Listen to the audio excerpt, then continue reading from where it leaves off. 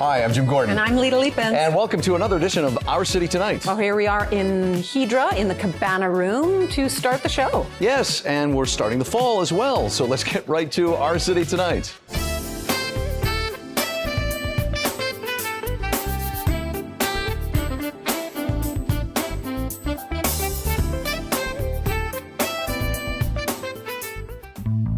She is a television veteran with over 23 years of on-air experience. She has hosted cooking and real estate shows with over, 35,000 hours of live television in major markets. Oh, she's done everything: weather, presenter, news anchor, reporter, producer, digital photographer, storyteller, actress. She also teaches on-camera stuff too. She is currently an on-air host and salesperson with the Shopping Channel, Canada's only shopping network. She's also a damn good singer. Too talented to be sitting beside me. Dawn Chubey is back, and my old friend. It's great to have you because the last time you were on the show 2 summers ago, we had to do it via Zoom for obvious reasons, but you were in Vancouver, and you just told me, and I'm sure your fans and viewers out here will be happy to hear, you're actually back living out here. Yeah, I actually am. My husband got a job back in Vancouver, and of course I jumped at the chance to agree to allow us to also move out.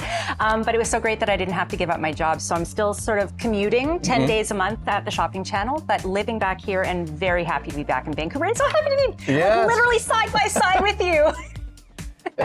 Let some of that talent roll off on me, would you please? Hey, let's talk. You and I were discussing before we both have been in the business a long time, and one of the things that you and I both do, and Lita as well, is to kind of diversify and do a lot of different things. I love that you have jumped around in a good way and added more to what you do in media, because as we see, I should say, all the time, friends get clipped from those media jobs, and there's nowhere else to go.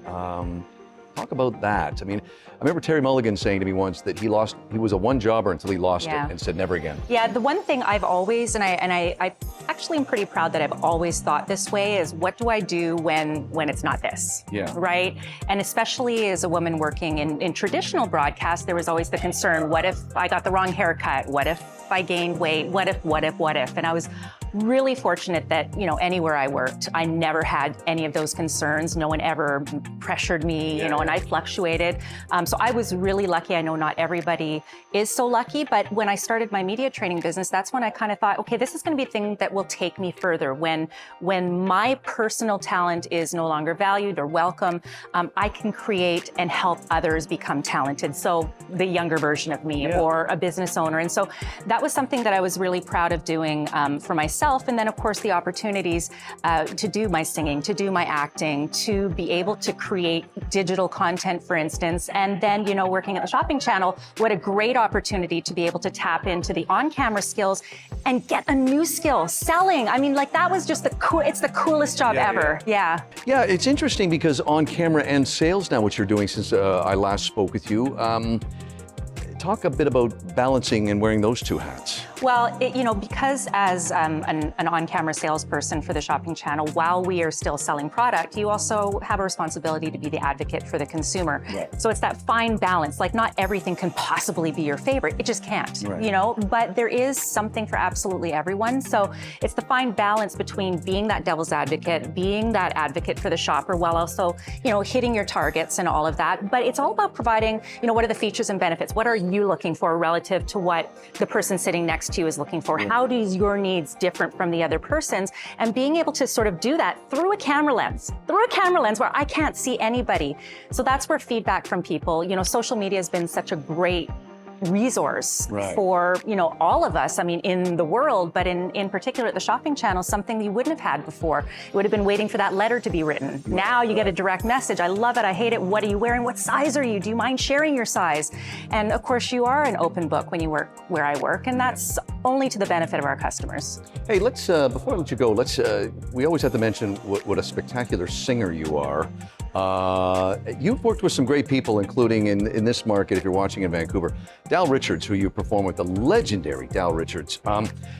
You still getting a chance to get out and sing? Now that COVID hopefully is it's eased up considerably. Going to be performing, or do you have time to perform? Well, so I didn't really perform in Ontario at all, just the very nature of sort of my reality there. It just wasn't something that was possible. But I'm not closing the door here in Vancouver. I think, there could be possibilities. I think to make space as well for the younger people, the newer people. And by young, I don't necessarily mean age young. I mean the newer groups, right, the younger groups, the people that really are hungry for it. And I think, I don't want to hog every opportunity that's out there. I'm super fortunate and I'm so lucky to be able to have all the opportunities I have, that I think it's okay to give up some of those things. But no, I absolutely love performing. And if there's an opportunity, you never know, maybe once in a while. But in the meantime, I think, can I give you a gift? Oh yes, bring a gift to the host. This is always a good thing. This might be a bit weird, and I have one for Lita as well. So I'm going to give you what is weird, in your mind maybe, bar of soap.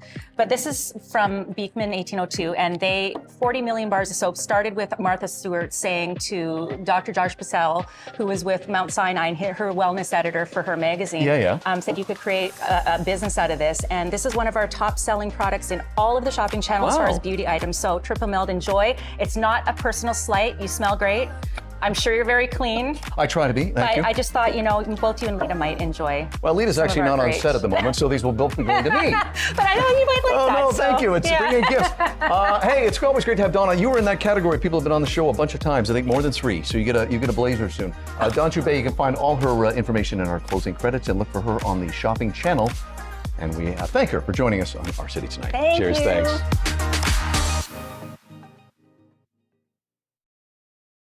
He is an established actor, a director. He is a teacher and an author of this book right here called On Acting and Life. It is a great pleasure to welcome Canadian talent royalty. William B. Davis joins us. William, welcome to the show. Thank you so much for having me. You're quite welcome, sir. Congratulations on this new book. We should say this is the follow-up to Where There's Smoke, Musings of the Cigarette Smoking Man, which you wrote a few years ago. 10 years ago, yeah. Yeah. What's interesting about this book is it's part memoir, part kind of acting class for people out there. And you even say at the beginning that you can read what part you want. I want to start with the memoir part because as a film and TV critic for a lot of decades, more than I care to admit, I loved hearing about the early days here in Canada and in Britain when it came to acting and rep theater and the people you worked with. Let's start about how you kind of got into it at a young age, but you were there at for me, the dawn of TV and everything where you could jump back and forth. Talk a bit about your early days. Well, the early days are interesting because I got into it almost by accident because my cousins, a half generation older than I, ran a summer theater company in Ontario. Right.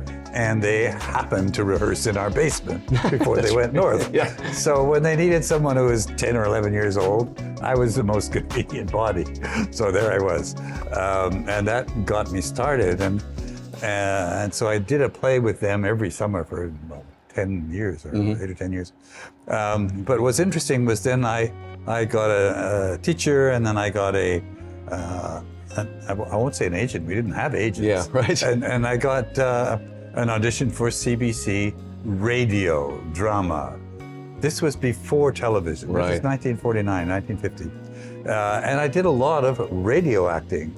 And there were a lot of wonderful actors doing radio and looking with a degree of terror across the alley where this big yellow building was going up that was going to be television. Yes. And some of them made the move and some of them didn't. Yeah. You also talk about, because radio is so in the distance for most people, about how there was just a technique to acting on radio. I mean, down to like making sure you turn the pages without making a noise. Exactly. You had to be at the right place at the microphone. You had to turn the page without making a noise. Yeah. You had to know what was on the next page. You know what's interesting too? You went back and forth across the continent, over the ocean, working and acting and directing. What's great too is that for a guy who loves film, you're there at the beginning, working with people who are starting their careers. And I think of like Donald Sutherland, Canadian Donald Sutherland here. The people that I really was excited about is you were there at the beginning of like Ground Zero for Albert Finney and Maggie Smith, which many may remember from Downton Abbey. Exactly. But you said right off the bat you saw something in these two actors, and Sutherland as well. Well, it was an amazing experience for me. I was an assistant director at the National Theatre of Great Britain when it was just beginning. It was the first years of the company, even before they had their building. And I was assistant on a production of Miss Julie with Albert Finney and Maggie Smith, directed by Michael Elliott. Then they were also doing, on the other half of the double bill, a comedy called Black Comedy, which still is around. But it was amazing to watch these two. I was a working actor in Vancouver. I was writing my acting school in Vancouver, and I auditioned for this pilot about alien abduction. I mean, this obviously isn't going anywhere, but what do I know? They didn't ask me to invest. So I did the pilot, and of course it got picked up, as we know. And then time went by, and nothing much happened, and because I had this part with no lines. And then they brought me back, and they gave me a couple of lines, and that was okay. And then the next year, one of the writers wrote a big scene for me with David, the governor, Mulder. And we laugh about it now because Bob Goodwin was a producer on the show, was a friend of mine now, but I didn't know him then. And he said they were just panicked. They had no idea whether Bill Davis could act. Well, I'd like to think. I thought they could look at my resume. They could look at my demo reel, but they were really too busy to do that. Anyway, Bob directed that episode, and he loved it. He loved working with me. And there just built and built and built and built, and I became a household word. You know, and I mean this as a compliment too. Is I love it when actors like you who work for many years, and then you get this whole other audience in things like X-Files or like Harry Potter or the Game of Thrones, you know, where you get these, who's this person? Well, this person's been doing this for 50 years. Hey, I want to just mention before we leave, we got to mention your school, the William Davis Center for Actor Study. I love that you said that you were looking for a blend of strengths of British and American acting schools, but also you had a great line where you say, we were often picking up the pieces of other schools' mess. There was a tradition in acting schools. I think it's faded now somewhat, but not that long ago. Where the head of the acting school would meet with the students on the first day and say, look to the left, look to the right. Only one of you will be here at the end of this year. Yeah, you saw that. And my God, can you imagine how you would feel? You're a young, inexperienced, underconfident actor, My experience was the opposite. I went to Lambda in England. Michael McCone was the principal, and the first thing he said, you're here because you're talented. We know you're talented. Trust it, make your mistakes, take your time. He was a gardener. He said, you can't tell how a plant's doing by picking it up every few minutes and checking how it's going. I like that. So we found, we had at our school here, we found students kind of drifting in, kind of really demoralized by the experience in other schools. And so a lot of our effort was to rebuild their confidence, build them back up, and often they were talented and did very well. I've never understood, be it in stage or film, where you read these stories about the director was a monster and beating up the actors. I never really got that at all. Hey, William, thank you for joining us. The new book is on acting in life. Pick it up, you're an actor, or you want to just read about the glory days of Canadian and British stage. It is William B. Davis, acting and I think talent royalties, I said off the bat. William, thanks for joining us. Thank you. Thanks for having me. You bet.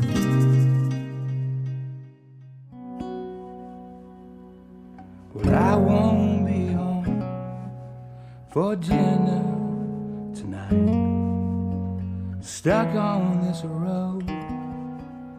Well, what you're listening to is from the new CD, Won't Be Home, the song Endless Situations from our good friend Don Alder. I can say that very confidently because I've known you over 20 years now, definitely. Way over 20 years, actually, I should say. Don Alder is an award-winning Canadian fingerstyle guitarist. He's also a singer, songwriter, composer, and a speaker.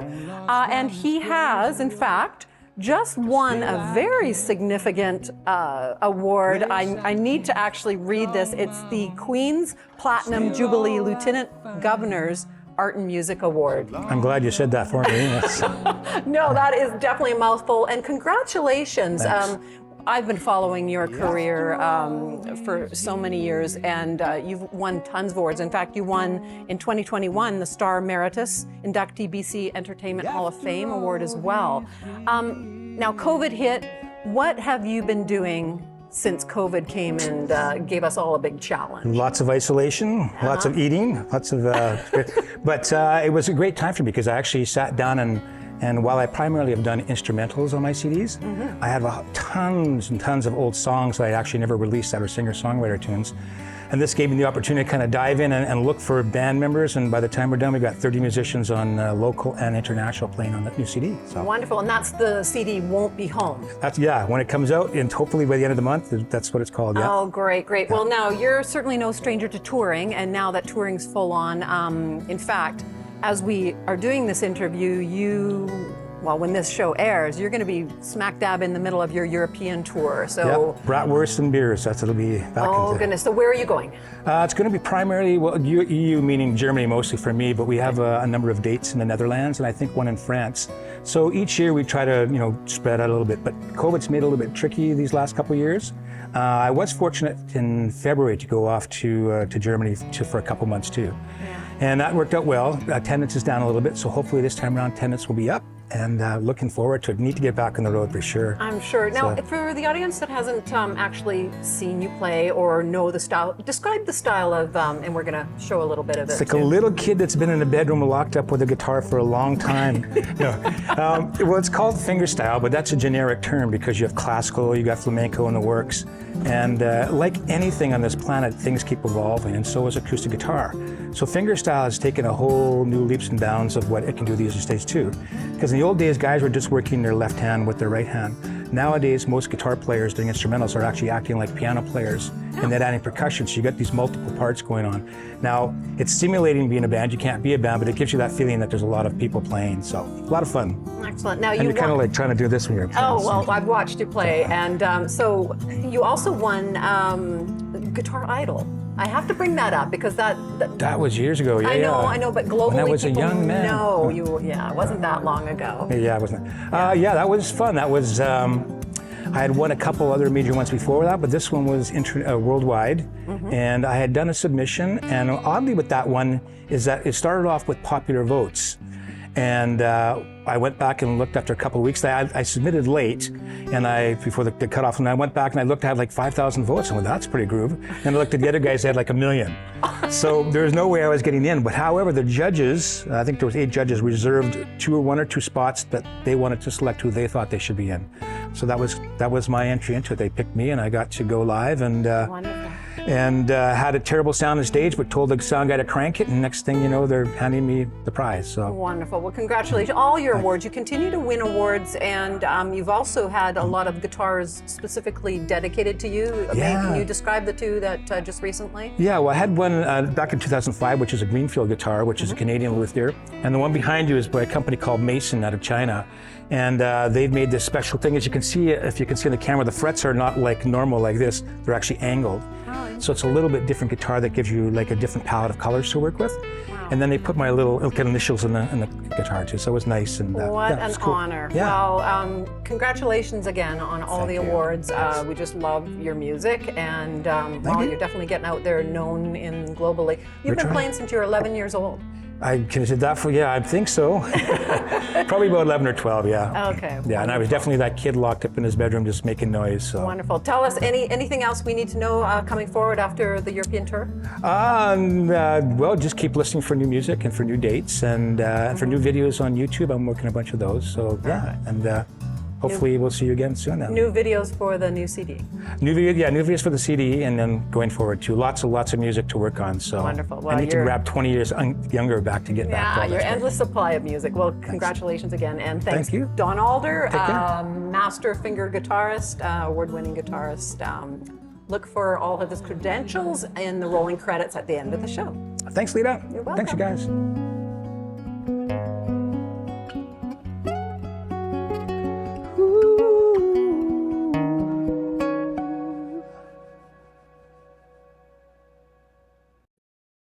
This act of kindness segment is sponsored by the folks at the Creek House in the heart of Granville Island. They encourage you to open up your heart and reach out and help someone in need. Well, as the intro said, we're starting a new series of segments called Act of Kindness. Some great stories with some great people. Joining us as a familiar face to our show, Dave McCann, who was on the show last year with Granville Island, and we came back and did an episode on Creek House, Dave. And then we came back very recently, did a Farm to Table episode, and it was through that you and I and Lita were talking about. It really made Lita and I realize how many great stories there are out there. with the Farm to Table episode. Specifically with you being Yeah. a philanthropist in the city and throughout all the region. We're really excited to do this new series with you, Dave. What can we expect? Looking forward. My partner's grandmother passed away at the tender age of 111 years old. 111. And she asked me to practice 111 acts of kindness in her memory and to publish them. And so that's the reason why I started publicly talking about doing random acts of kindness. And it encourages other people to do it. She was a teacher, and I've bumped into a myriad, hundreds of people in Vancouver in the time I've been here that practice random acts of kindness. And some of them are very heartwarming and moving. Some of them are quite simple. And I just thought I can afford it at the time, and why not let people know the impact of their acts of kindness and encourage them to do them. Well, you certainly are leading by example, and we've heard a lot of the great stories, and I know that you're going to bring some of those people that you've told us about I am. Onto the show. Some of them are individuals and some of them are corporations. Good to know. And you'll get to hear about they'll do it and some of the after effects of doing it. It's amazing too, because we're going to talk in the coming segments over the next little while about issues like organ donation, adoption. One of the things that you told us about, and we'll cover this later in the series, is some of the work, philanthropic work you're doing in Mexico, and how something so small financially can make such an impact on lives. Give us a little preview of what people will see later this year. I've been helping spend money in Mexico to give scholarships out. And scholarships to high school students run about $375. But that gets the student through the school year. And if you can give a child educational opportunity and they can take full advantage of it, it's a life-changing event. I started doing them years ago, and I've now got some of the students that got high school scholarships have now completed university. They now have full-time professional jobs. They're building houses for their parents and their grandparents. Not mansions, but a house that they own. They're sending their own kids to better education. I mean, they're having their own kids now. And it changes generations. We're really looking forward to this series. There's so many negative stories on the news. You get inundated with them. So when you mentioned this and we got talking about this series, it was like, you know what? These are some nice stories. Good news doesn't seem to sell. No, it certainly doesn't. It does on our show. We try not to do any toxicity or negative stories on our show. But no, we're looking forward to this, Dave. And we should mention too, again, let's throw out a shout out to Creek House and what people can enjoy here all year round. Well, in addition to the Sandbar restaurant, we've got 15 shops. Roger's Chocolates. We've got a Dragon Space for kids. We've For got kids? She's in there all the time. a wonderful First Nations. We've got trinkets and treasure stores that for all ages. We've got the Soul Cleaning Studio. They produce these beautiful shawls and clothing. Soap Gallery. He makes his own soaps and hand creams. So an interesting collection of wonderful gifts for family and friends. Great place to Christmas shop. I know I'm mentioning that a little early, but you know, It you is never can early. be too soon. It's never too early for with her, shopping. actually. She's the smart one buying stuff in August and September. Brilliant. Yeah. Running around the night Definitely before. great. Hey, it's And mentioning Sandbar is one of the best places to get seafood in this city. Cedar Plank salmon can't be beat. look for officially our first act of kindness segment coming up in a later episode of Our City Tonight, and a great story. It is. A great human being and her late daughter. That'll be coming up later. Thanks to Dave McCann. Cheers, pal. Thank you. Much appreciated. Thank you, young lady. This Act of Kindness segment was sponsored by the folks at the Creek House in the heart of Granville Island. They encourage you to open up your heart and reach out and help someone in need.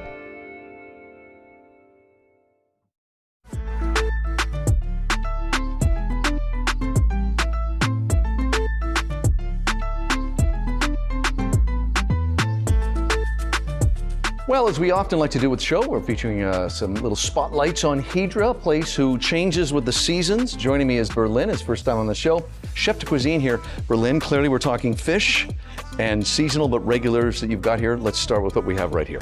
All right, what we have here is we got the sea bream and the sea bass. They're from the Mediterranean, both of them. And they're farm fish, but they're very sustainable. And we get this like the same day, only a few hours, and it arrives in a restaurant. They're still pretty stiff. That's like one of the tells, and like everything, all the checks, the eyes, the gills, they all pass. So like we're really happy having this in our lineup. Right. Yeah. This is beautiful, but you said this is seasonal, yeah? This one is highly dependent on the weather, because like we get it from Bali, like somewhere around Indonesia. So it's like on monsoon season, it's shaky. Sometimes we get it, sometimes we don't. But it's like one of our premium fish. That's why we like putting it on the menu as well. Yeah, like these guys are lovely fish, man. Like. Yeah, we should say too that, yeah, I mean, we certainly film here all the time, but Lita and I also come here a lot as well. You guys have a great selection too of seafood you can get here at Hydra. Right. For our viewers that may want to know a little more. Yeah, we have lobsters too. We have like all local oysters. We get oysters from the East Coast as well. And like right now we're doing like a buck-a-shuck promo, and that's spectacular here. Yeah, that's good. Yeah, selling like fireworks, man. Like it's nice to be in BC because like we get these like local oysters. And like there's a lot of them. They're all delicious. Yo. Hey, first time on the show. I told you it'd be easy. Chef de cuisine is Berlin joining us here. Come check out things at Hydra. Thanks very much, my friend. Thank you so much. Nice to meet you, You Jim. too. Closed captioning and other promotional considerations provided by Hamilton High Street Senior Residence, Richmond's newest senior living community.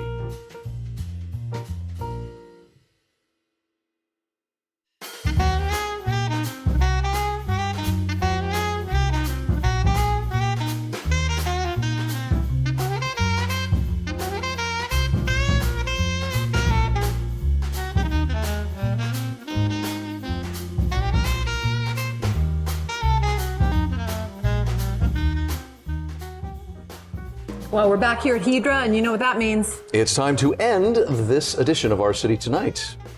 I'm Jim Gordon. I'm Lita Leafens. We'll try to get this worked out better next time. We'll see you on the next edition of Our City Tonight. I'm so funny. You really are, aren't you? I think that works, that kind of... That's very cute. Yeah, why not? Don't forget to check out past episodes and individual interviews, all on the Our City Tonight YouTube channel. Outdoor wear for Jim and Lita provided by Helly Hansen, alive since 1877. The Richmond Sentinel, providing news, entertainment, and human interest stories in print and online.